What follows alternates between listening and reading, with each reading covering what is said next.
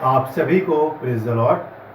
आज हम एस्तर और उसके 6 अध्याय से 8 अध्याय तक वचन को पढ़ेंगे। मैं फ्रांसिस जोसेफ और मेरी पूरी टीम की तरफ से मैं आप सभी का स्वागत करता हूँ। आइए हम वचन को पढ़ें।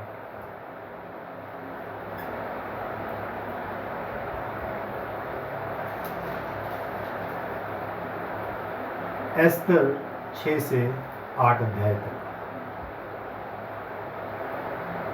उस रात राजा को नींद नहीं आई, इसलिए उसकी आज्ञा से इतिहास की पुस्तक लाई गई और पढ़कर राजा को सुनाई गई।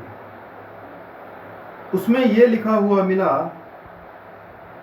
कि जब राजा श्रीयाश के हाकिम जो द्वारपाल भी थे, उनमें से बिक्ताना और तेरेश नामक 2 जनों ने उस पर हाथ उठाने की युक्ति की थी, उसे मैद्रेके ने प्रकट किया था।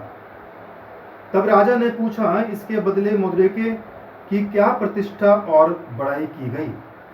राजा के जो सेवक उसकी सेवा टहल कर रहे थे, उन्होंने उसको उत्तर दिया, उसके लिए कुछ भी नहीं किया गया। राजा ने पूछा, आंगन में कौन है? उसी समय हामान राजा के भवन से बाहरी आंगन में इस मनसा से आया था कि जो खंबा उसने मुद्रेके के लिए तैयार कराया था, उस पर उसको लटका देने की चर्चा राजा से करे। तब राजा के सेवकों ने उससे कहा, आंगन में तो हामान खड़ा है। राजा ने कहा, उसे भीतर बुलवा लाओ। जब हामान भीतर आया, तब राजा ने उससे पूछा, जिस मनुष्य की प्रतिष्ठा राजा करना चाहता हो, तो उसके लिए क्या करना उचित होगा? हामान ने यह सोचकर कि मुझसे अधिक राजा किसकी प्रतिष्ठा करना चाहता होगा, राजा को उत्तर दिया, जिस मनुष्य की प्रतिष्ठा राजा करना चाहे, उसके लिए राजकीय वस्त्र लाया जाए जो राजा पहनता है, और एक घोड़ा भी जिस पर राजा सवार होता है, और उसके सिर पर जो राजकीय मुकुट धरा जाता है, वह भी लाया जाए। फिर वह वस्त्र और वह घोड़ा राजा के किसी बड़े हाकिम को सौंपा जाए, और जिसकी प्रतिष्ठा राजा करना चाहता हो, उसको वह वस्त्र पहनाया जाए, और उस घोड़े पर सवार करके नगर के चौक में उसे फिराया जाए, और उसके आगे आगे ये प्रचार किया जाए, जिसकी प्रतिष्ठा राजा करना चाहता है, उसके साथ ऐसा ही किया जाएगा। राजा ने हामान से कहा, फुर्ती करके अपने कहने के अनुसार उस वस्त्र और उस घोड़े को लेकर उस यहूदी मुद्रेके से जो राजभवन के फाटक में बैठा करता है, वैसा ही कर।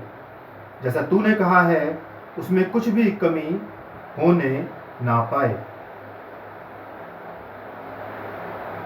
तब हामान ने उस वस्त्र और उस घोड़े को लेकर मुद्रेके को पहनाया, और उसे घोड़े पर चढ़ाकर नगर के चौक में इस प्रकार पुकारता हुआ घुमाया, जिसकी प्रतिष्ठा राजा करना चाहता है, उसके साथ ऐसा ही किया जाएगा। तब मुद्रेके तो राजभवन के फाटक में लौट गया, परंतु हामान शोक करता हुआ और सिर ढांपे हुए छठ अपने घर को गया। हामान ने अपनी पत्नी जेरेश और अपने सब मित्रों से सब कुछ जो उस पर बीता था वर्णन किया। तब उसके बुद्धिमान मित्रों और उसकी पत्नी जेरेश ने उससे कहा, मुद्रेके, जिसे तू नीचा दिखाना चाहता है, यदि वह यहूदियों के वंश में का है, तो तू उस पर प्रबल ना होने पाएगा, उससे पूरी रीति से नीचा ही खाएगा। वह उससे बातें कर ही रहे थे कि राजा के खोजे आकर हामान को एस्तर के लिए हुए भोज में फुर्ती से बुला ले गए। अंत राजा और हामान एस्तर रानी के भोज में आ गए। राजा ने दूसरे दिन दाखमधु पीते पीते एस्तर से फिर पूछा, हे एस्तर रानी, तेरा क्या निवेदन है? वह पूरा किया जाएगा। तू क्या मांगती है मांग, और आधा राज्य तक तुझे दिया जाएगा। एस्तर रानी ने उत्तर दिया, हे राजा, यदि तू मुझ पर प्रसन्न है और राजा को यह स्वीकार हो तो मेरे निवेदन से मुझे और मेरे मांगने से मेरे लोगों को प्राण दान मिले, क्योंकि मैं और मेरी जाति के लोग बेच डाले गए हैं और हम सब घात और नष्ट किए जाने वाले हैं। यदि हम केवल दास दासी हो जाने के लिए बेच डाले जाते तो मैं चुप रहती, चाहे इस दशा में वह विरोधी राजा की हानि भर ना सकता।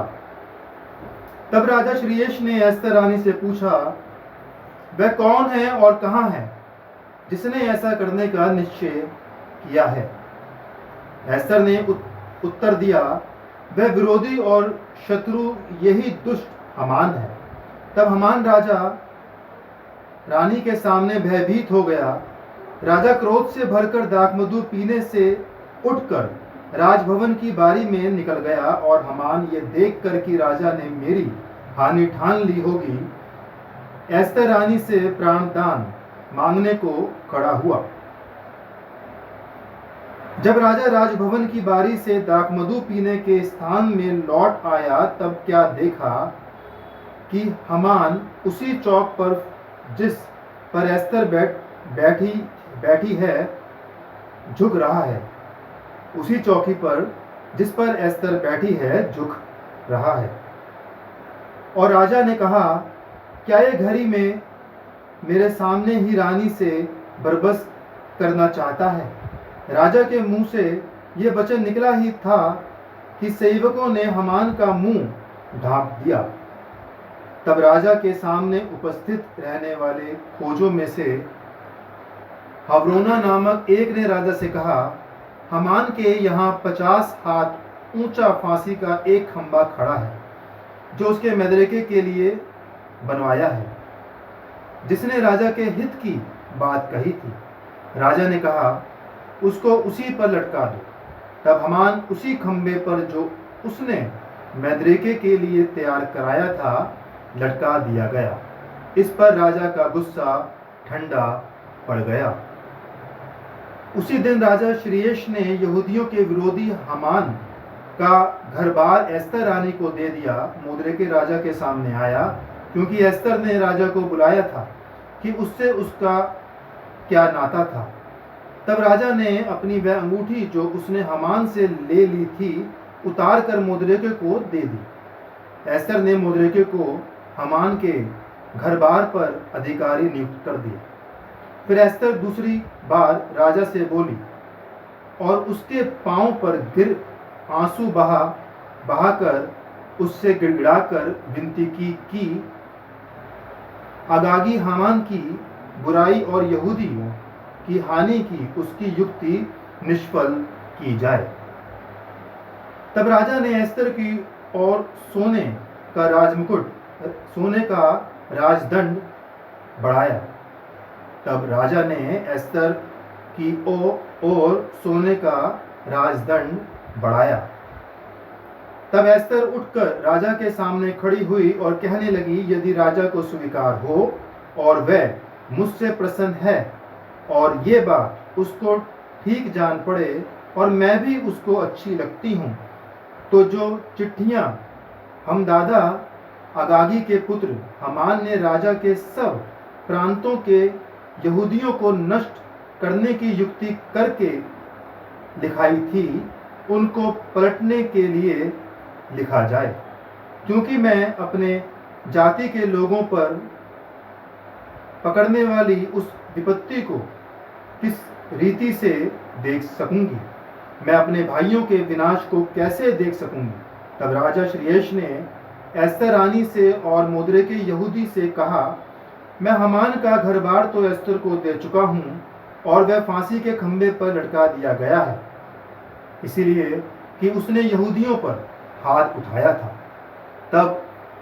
था। अंत तुम अपनी समझ के अनुसार राजा के नाम से यहूदियों के नाम पर लिखो और राजा की अंगूठी की छाप भी लगाओ, क्योंकि जो चिट्ठी राजा के नाम से लिखी जाए और उस पर उसकी अंगूठी की छाप लगाई जाए, उसको कोई भी पलट नहीं सकता। उसी समय अर्थात सिवान नामक तीसरे महीने के 23वें दिन को राजा के लेखक बुलवाए गए और जिस जिस बात की आज्ञा मुद्रिके ने उन्हें दी थी उसे यहूदियों और अधिपतियों और हिंदुस्तान से लेकर कूश तक जो 127 प्रांत हैं, उन सबों के अधिपतियों और हाकिमों को एक एक प्रांत के अक्षरों में और एक एक देश के लोगों की भाषा में और यहूदियों को उनके अक्षरों और भाषा में लिखी गई।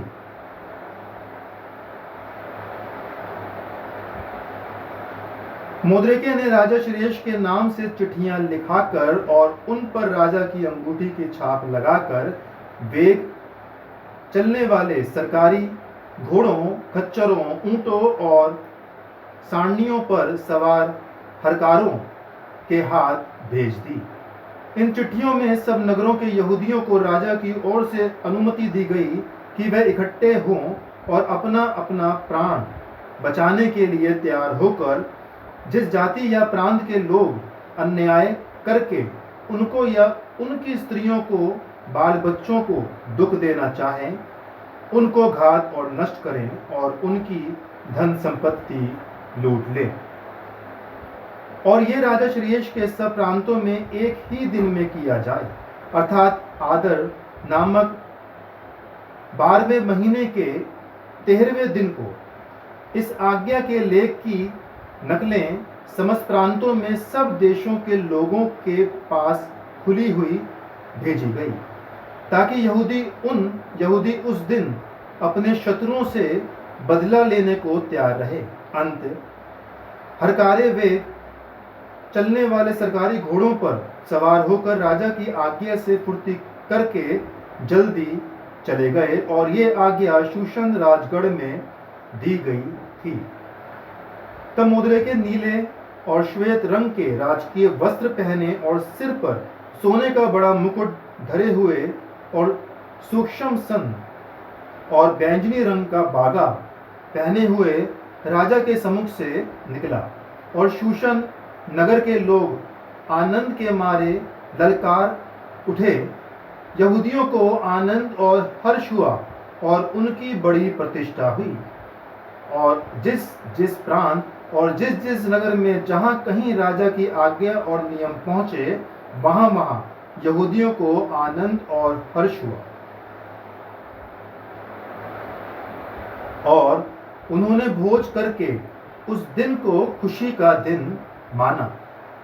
और उस देश के लोगों में से बहुत लोग यहूदी बन गए, क्योंकि उनके मन में यहूदियों का डर समा गया था।